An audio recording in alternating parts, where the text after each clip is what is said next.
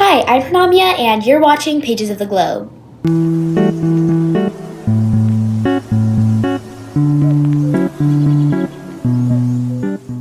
So, if you're new to my channel, I'm Pranamya, and I read short stories on this channel, and I give you an analysis about them. I tell you a little bit about the author, I tell you about the historical context of the story, and how you can apply it to the real world today.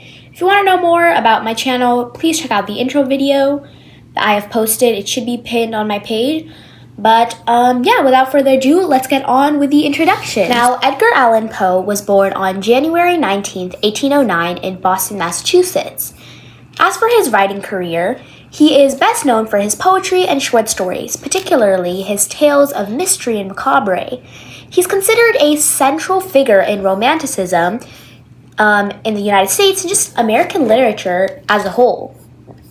Now, some of the most major or most famous works include the poems The Raven and short stories such as The Telltale Heart, The Fall of the House of Usher, The Mask of the Red Death, The Black Cat, and The Cask of Amontillado, several of which I've actually read on my channel. I've read many of his short stories and poems. I actually have an entire playlist called Poe's Poems. If you ever want to go check that out, go ahead. I do a very thorough analysis of each and every one of his poems. As for his innovations, Poe is credited with pioneering the detective fiction genre with his story, The Murderer in the Row Morgue. He's also contributed to the emerging genre of science fiction. Now, as for his literary criticism, in addition to his fiction and poetry, Poe was actually a literary critic and editor. His critical works include The Philosophy of Composition, which explains his writing process for The Raven. Now, as for his personal life and struggles, Poe actually married his 13-year-old cousin, Virginia Clem, in 1836. Their relationship was marked by tragedy, as Virginia suffered from tuberculosis and died in 1847. After that, Poe struggled with depression, alcoholism, and financial instability throughout his life. However, he was obviously met with great success later. Now, as for his death, Edgar Allan Poe died on October 7th, 1849, under mysterious circumstances. He was found delirious on the streets of Baltimore and spent his last days in a hospital. The exact cause of his death remains unknown, with theories ranging from alcoholism to rabies or other illnesses. Now, as for his legacy, what he's actually known for today, Poe's work has had a lasting impact on literature and popular culture. You'll see, I remember when we were actually learning about The Raven in my 8th grade LA class, there were so many different adaptations of it. There's an entire The Simpsons episode where I think it's Homer Simpson, who he just reads aloud the entire The Raven poem, and it's very, very long. And it's funny, but at the same time, The Raven is such a scary and almost creepy poem that, it takes away the silliness of The Simpsons. But anyway, as for his legacy, he is celebrated for his inventive and chilling stories, as well as his mastery of the Gothic genre. There's actually an award called the Edgar Awards named after him, which are presented annually by the Mystery Writers of America to honor his outstanding contributions to the mystery genre. So today I'm going to be reading The Black Cat by Edgar Allan Poe. This is a short story of his that is quite popular, and I'm just going to read it to you and then do a deep dive on the analysis and summary. The Black Cat by Edgar Allan Poe. Tomorrow I die. Tomorrow I die, and today I want to tell the world what happened, and thus perhaps free my soul from the horrible weight which lies upon it. But listen, and you shall hear how I have been destroyed. When I was a child, I had a natural goodness of soul, which led me to love animals, all kinds of animals, but especially those animals we call pets, animals which have learned to live with men and share their homes with them. There is something in the love of these animals which speaks directly to the heart of the man who has learned from experience how uncertain and changeable is the love of other men. I was quite young when I married. You will understand the joy I felt to find that my wife shared with me my love for animals. Quickly, she got for us several pets of the most likable kind. We had birds, some goldfish, a fine dog, and a cat. The cat was a beautiful animal, of unusually large size and entirely black. I named the cat Pluto, and it was the pet I liked best. I alone fed it, and it followed me all around the house. It was even with difficulty that I stopped it from following me through the streets.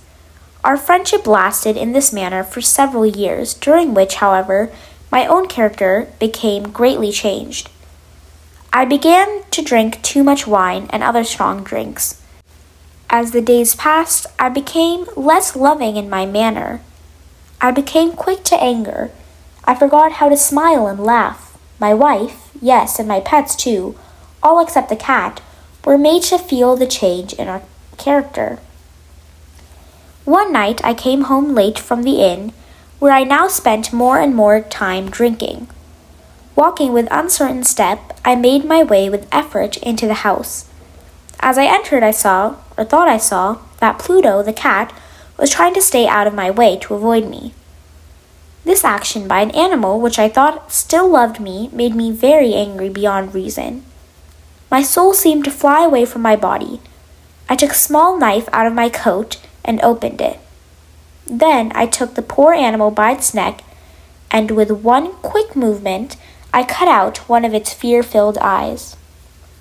Slowly, the cat got well. The hole where its eye had been was not a pretty thing to look at, it is true, but the cat no longer appeared to suffer any pain. As it might be expected, however, it ran from me in fear whenever I came near. Why should it not run? Yet this did not fail to anger me. I felt growing inside me a new feeling. Who has not 100 times found himself doing wrong, doing some evil thing for no other reason than because he knows he should not? Are not we humans at all times pushed, ever driven in some unknown way to break the law, just because we understand it to be the law? One day, in cold blood, I tied a strong rope around the cat's neck, and taking it down to the cellar under the house, I hung it from one of the wood beams above my head. I hung it there until it was dead. I hung it there with tears in my eyes. I hung it because I knew it had loved me, because I had felt it had given me no reason to hurt it, because I knew that my doing so was wrong to great, a sin so deadly that it would place my soul forever outside the reach of the love of God. That same night, as I lay sleeping, I heard through my open window the cries of our neighbors. I jumped from my bed and found that the entire house was filled with fire. It was only with great difficulty that my wife and I escaped. And when we were out of the house, all we could do was stand and watch it burn to the ground. I thought of the cat as I watched it burn, the cat whose dead body I had left hanging in the cellar. It seemed almost that the cat had in some mysterious way caused the house to burn, so that it could make me pay for my evil act, so that it could take revenge upon me. Months went by and I could not drive the thought of the cat out of my mind. One night I sat in the inn drinking as usual. In the corner I saw a dark object that I had not seen before. I went over to see what it could be. It was a cat almost exactly like Pluto. I touched it with my hand and petted it, passing my hand softly along its back. The cat rose and pushed its back against my hand. Suddenly, I realized I wanted the cat. I offered to buy it from the innkeeper, but he claimed he had never seen the animal before. As I left the inn, it followed me, and I allowed it to do so. It soon became a pet of both my wife and myself. The morning after I brought it home, however, I discovered that the cat, like Pluto, had only one eye. How was it possible that I had not noticed this the night before? The fact only made my wife love the cat more, but I myself found a feeling of dislike growing in me. My growing dislike of the animal only seemed to increase its love for me. It followed me everywhere, always. When I sat, it lay down under my chair. When I stood up, it got between my feet and nearly made me fall. Wherever I went, it was always there. At night, I dreamed of it, and I began to hate that cat.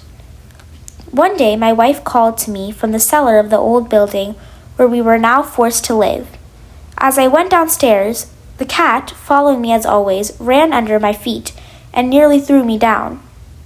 In sudden anger, I took a knife and struck wildly at the cat. Quickly, my wife put out her hand and stopped my arm. This only increased my anger, and without thinking, I turned and put the knife's point deep into her heart. She fell to the floor and died without a sound. I spent a few moments looking for the cat, but it was gone, and I had other things to do, for I knew I must do something with the body, and quickly. Suddenly, I noted a place in the wall of the cellar where stones had been added to the water to cover an old fireplace, which was no longer wanted. The walls were not very strongly built, and I found I could easily take down those stones. Behind them there was, as I knew there must be, a hole just big enough to hide the body. With much effort, I put the body in and carefully put the stones back in their place. I was pleased to see that it was quite impossible for anyone to know that a single stone had been moved. Days passed. Still there was no cat. A few people came and asked about my wife, but I answered them easily. Then, one day, several officers of police came. Certain that they could find nothing, I asked them in and went with them as they searched. Finally, they searched the cellar from end to end. I watched them quietly, and as I expected, they noticed nothing. But as they started the stairs again, I felt myself driven by some unknown inner force to make them know that I had won the battle. The walls of this building, I said, are very strongly built. It's a fine old house. And as I spoke, I struck with my stick that very place in the wall behind which was the body of my wife.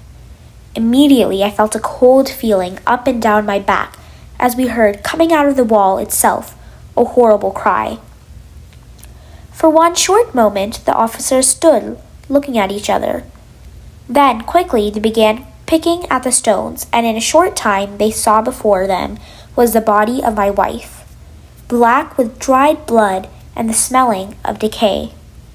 On the body's head, its one eye filled with rage, its wide-open mouth the color of blood, sat the cat crying out its revenge. The end. Alright, so that was The Black Cat by Edgar Allan Poe. Now, more than any of Poe's stories, The Black Cat illustrates best the capacity of the human mind to observe its own deterioration and the ability of the mind to comment upon its own destruction without being able to objectively halt that deterioration. Now, the narrator of The Black Cat is fully aware of his mental deterioration, and at certain points of the story, he recognizes the change that is occurring within him, and he does try to kind of do something about it, but he finds himself unable to reverse his falling into madness. Now, in Poe's critical essay, The Philosophy of Composition, he wrote about the importance of creating a unity or totality of effect in his stories. By this, he meant that the artist should decide what effect he wants to create in a story, and then in the reader's emotional response, and then proceed to use all of his creative powers to achieve that particular effect. In The Black Cat, it's obvious that the chief effect that Poe wanted to achieve was a sense of perverseness. Clearly, many of the narrator's acts are without logic or motivation. They're literally just acts of perversity. In virtually all of his tales, we know nothing about the narrator's background, and this particular story is no exception. In addition, it's very similar to The Telltale Heart in that the narrator begins the story by asserting that he's not mad, he's not crazy, and then at the same time, he wants to place before the world a logical outline of the events that have terrified, have tortured, have destroyed me. And during the process of proving that he's not mad, we see increasingly the actions of a madman who knows that he's going mad, but at times is able to objectively comment on the process of his increasing madness. In the story, the narrator begins his confession in retrospect at a time when he is considered to be a perfectly normal person, known for his docility and his humane considerations of animals and people. His parents indulged in his fondness for animals, and he was allowed to have many different kinds of pets. Furthermore, he married a woman who was also fond of pets, and they had many of them. Now, since his wife often made allusions to the popular notion that all black cats are witches in disguise, the name Pluto which is the name of, like, it's like Hades' counterpart in the Roman world. And Hades in Pluto are basically they're both a god of the underworld. And that becomes significant in terms of the entire story. The other popular notion relevant to this story is the belief that a cat has 9 lives. This superstition becomes a part of the story when the second black cat is believed to be a sort of reincarnation of the dead Pluto, with only one slight but horrible modification, which is the imprint of the gallows on its breast. Interestingly, Pluto was the narrator's favorite animal, and for several years there was a very special relationship between them. And suddenly, partly due to alcohol, the narrator underwent a significant change. Just to clear any questions up, just to reiterate, Poe believes that a man was capable at any time of undergoing a complete and total reversal of personality and falling into a state of madness at any time. Here, the narrator undergoes such a change. The effect of this change is indicated when he came home intoxicated. Imagine that the beloved cat avoided him and then grasped the cat by its throat and with a penknife cut out one of its eyes. This act is the beginning of several such perverse acts, which will almost characterize the totality of the effect that Poe wanted to achieve in his story. Now, he is horrified by what he has done. We see the next morning. And in that time, the cat has recovered, but now it's deliberately avoiding the narrator, obviously. And that is making him even more angry, so he hangs the cat from a limb of a tree. But even while he's doing it, tears are streaming down his face. He's ashamed of his actions because he knows that the cat had loved him and had given him no reason to hang it. What he did was an act of pure perversity. That night, after the cruel deed was executed, his house burned to the ground. Being a rational and analytical person, the narrator refuses to see a connection between his perverse atrocity of killing the cat and the disaster that consumed his house. Again, we have an example of the mad mind offering a rational rejection of anything so superstitious, that the burning of the house might be retribution for his killing of the cat. However, the following day he visits the ruining of the house and he sees a crowd of people gathered about. One wall, which had just been replastered and was still wet, was still standing, and it was the wall just above where his bed had previously stood, and engraved into the plaster was a perfect image of the figure of a gigantic cat, and there was a rope about the animal's neck. Once again, the narrator's mad mind attempts to offer a rational explanation. For months, the narrator could not forget about the black cat, and one night when he's drinking heavily, he sees another black cat that looks exactly like Pluto, except for a splash of white on his breast. He takes it home, and he finds out that no one even knew anything about the cat, and this cat again becomes a favorite of his and his wife's. However, again, he changes due to his perversity, and the cat's fondness for him begins to disgust him. It was at this time that he begins to loathe it. At one point, he decides to, try and kill the cat. He grabs an axe to kill it, but his wife arrests the blow. He draws his arm back, and then he buries the axe right into her. Now, this very sudden, gruesome act is not prepared for in any way. It has been repeatedly pointed out that the narrator actually loved his wife very deeply. Consequently, this act of perversity far exceeds the hanging of Pluto, and can only be accounted for by Poe's theme of the perversity of the narrator's acts. Like the narrator in The Telltale Heart, the character here realizes that he must get rid of the body. He thought of cutting the corpse into tiny fragments, and then he finally decides to wall it up in the cellar, which is very similar to how the protagonist did in The Cask of Amontillado.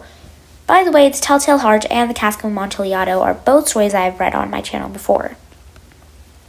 Now, on the 4th day, a party of police unexpectedly arrive, and when they arrive, just like in The Telltale Heart, we never actually know what motivated the police to come on a search. And in the same way, the narrator here is very overconfident. He delights in the fact that he has so cleverly and so completely concealed his horrible crime that he welcomes the inspection.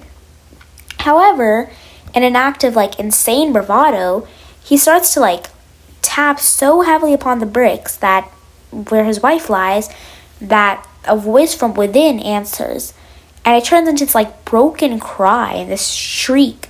So then obviously the police try and tear down the brick wall, and they discover the rotting corpse of his wife, and standing on top of her decayed head was the hideous beast whose craft had seduced me into murder. The final irony, of course, is that the cat, which he had come to despise, the cat that might have been the reincarnation of Pluto, serves as a figure of retribution against the murderer.